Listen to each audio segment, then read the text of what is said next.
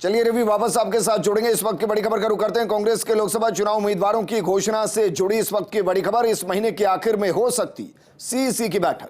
CEC की मोहर के बाद आएगी उम्मीदवारों की पहली सूची। पहली लिस्ट में राजस्थान सहित अन्य राज्यों के उम्मीदवारों की घोषणा होगी।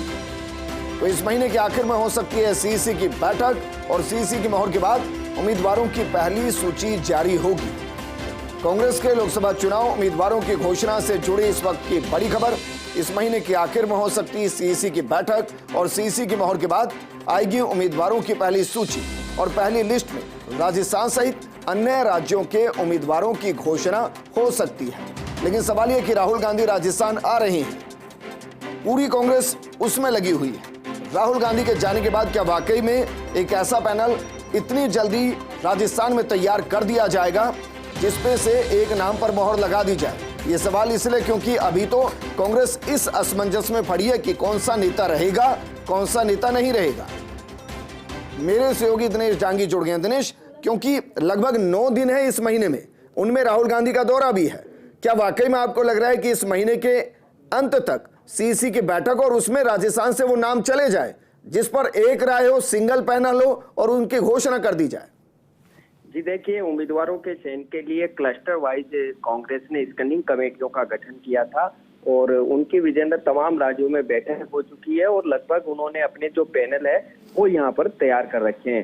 कांग्रेस के अंदर एक सिस्टम बना हुआ है कि उम्मीदवारों के ऐलान से पहले सीईसी यानी सेंट्रल इलेक्शन कमेटी है वो उन पर मोहर लगाती है और पूरे देश भर के उम्मीदवारों का ऐलान करना है। तो जाहिर सी बात है, कुछ ऐसी सीट है जहाँ पर एक दावेदार के सामने अन्य दावेदार मजबूत नहीं है तो उन नामों का ऐलान करना ही है। और कांग्रेस के सामने चुनौती काफी बड़ी है, तो समय रहते उम्मीदवारों का अगर ऐलान करती है तो उन्हें पर कैंपेन करने का मौका मिल जाएगा। तो पूरी संभावना है कि 28 फरवरी को सेंट्रल इलेक्शन कमेटी की बैठक दिल्ली में होगी और उसमें जो स्क्रीनिंग कमेटी नामों का पैनल देगी उनमें से एक नाम पर सीईसी अपना मोहर लगा देगी और उसके बाद उम्मीदवारों की पहली सूची संभवतः मार्च के पहले हफ्ते में विजेंद्र जारी की जा सकती है। और पहली आपको इनसाइड स्टोरी कुछ पता चल पा रही है कि भाई क्या दिग्गजों को लड़ाया जा सकता है, वो दिग्गज जो राजस्थान में एक बड़ा कद रखते हैं? क्योंकि मिशन मोदी को रोकना होगा, सीटें 2 भी जीत ली गई तो भी उसमें भेद लगाना होगा।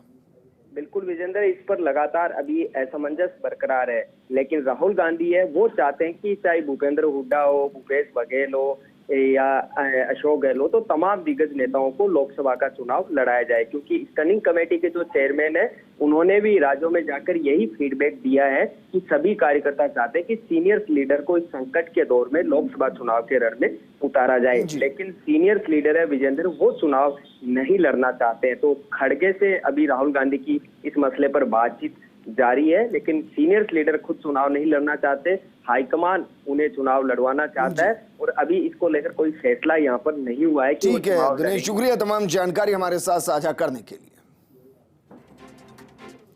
इस